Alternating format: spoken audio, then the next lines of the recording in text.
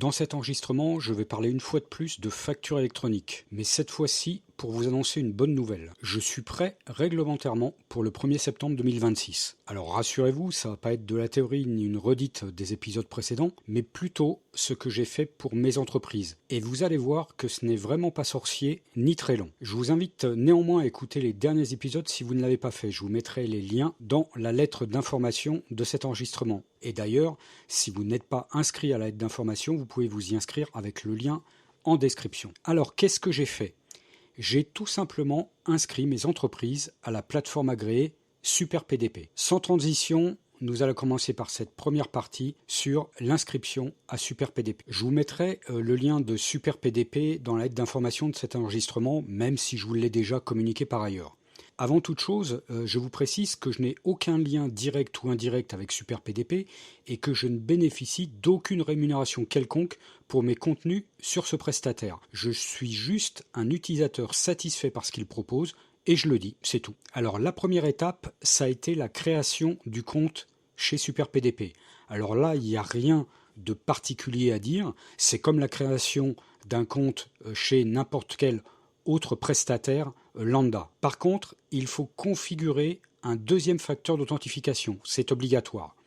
Comme j'utilise KeePass, j'ai choisi le code TOTP généré par une application. Super simple à gérer avec KeePass. Pour la création du compte, j'ai choisi un compte de production pour le représentant légal d'une entreprise. Étape suivante, la création de l'entreprise. Alors là, rien de particulier non plus à dire, on demande les informations habituelles d'une entreprise. Étape suivante, l'accord formel. Alors j'ai coché la case correspondante, j'ai aussi coché la case de phase pilote pour pouvoir démarrer dès maintenant, avant le lancement officiel de la réforme au 1er septembre 2026, car je souhaite pouvoir recevoir quelques factures fournisseurs dans le courant du mois d'août pour tester les flux. J'ai ensuite sélectionné le bouton pour inscrire l'adresse, donc mon numéro sirène, pour recevoir les factures à effet immédiat. C'est ce qui a généré mon inscription dans l'annuaire de la facture électronique. Mais l'inscription n'a pas été immédiate car le fichier est mis à jour à minuit chaque jour, visiblement. Je n'ai donc eu la confirmation de l'inscription dans l'annuaire que le lendemain. Étape suivante, la vérification d'identité. Franchement, très simple aussi.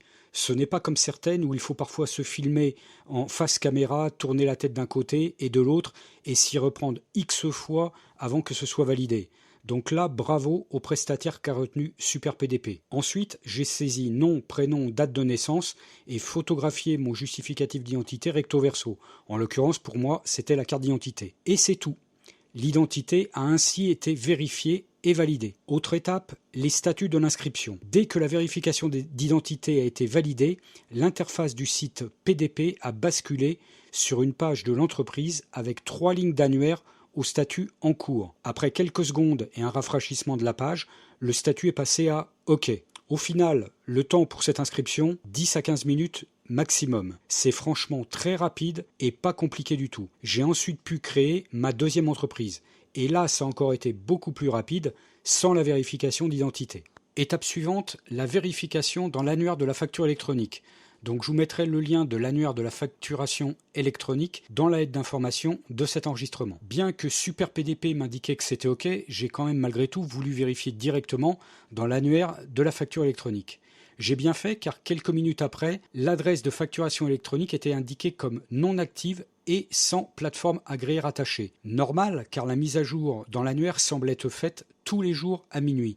J'ai donc revérifié le lendemain et l'adresse de facturation électronique était bien indiquée comme active avec une plateforme agréée rattachée. Donc tout est en ordre et je respecte aujourd'hui mes obligations pour le 1er septembre prochain. Petite pause avant de poursuivre, vous vous sentez parfois seul face à Delibar au numérique ou à la gestion de votre entreprise, rejoignez la communauté ACOP pour échanger avec d'autres entrepreneurs. Le lien est en description. Allez, on reprend. Deuxième partie, les tests. Alors dans le précédent podcast, je vous indiquais que j'allais faire des tests. Finalement, cela ne m'a pas semblé simple du tout. J'ai donc préféré passer en production directement. De toute façon, je ne vais pas avoir beaucoup de factures fournisseurs dans l'immédiat. Je vais donc pouvoir tester tranquillement en production et à mesure des arrivées. Troisième partie, et après. Ce n'est pas parce que j'ai mon adresse de facturation électronique que tout est terminé pour autant. Pour l'instant, les factures fournisseurs arrivent sur la plateforme agréée SuperPDP. Mais c'est tout. Maintenant, il reste à intégrer automatiquement tout cela dans Delibar. Voici les étapes que je prévois. Mettre à jour ma version de Delibar et mes modules externes, télécharger, activer et configurer le module e-invoicing, vérifier et nettoyer les informations des tiers, notamment l'adresse postale, l'adresse email, le numéro de TVA intracommunautaire, le numéro sirène et l'adresse de facturation électronique spécifique, le cas échéant, et tout cela grâce au module externe Sirène. Donc je vous mettrai le lien de ce module externe Sirène dans la lettre d'information de cet enregistrement. Ensuite, je prévois de lancer également une synchronisation manuelle et de récupérer une ou des factures fournisseurs qui auront été reçues sur la plateforme agréée SuperPDP. Et enfin, dès que tout fonctionnera correctement, configurer la synchronisation automatique. Vous noterez que dans cette étape, je n'ai pas encore cité l'envoi de mes factures clients sous forme électronique. Normal, l'obligation n'est qu'au 1er septembre 2027. Je peux donc attendre cette échéance ou le faire seulement quelques mois avant. Je ne le ferai pas en tout cas en septembre prochain pour laisser le temps au système de se roder. Je vous ferai un retour à l'issue de cette prochaine étape. Merci de votre écoute et à bientôt pour le prochain épisode.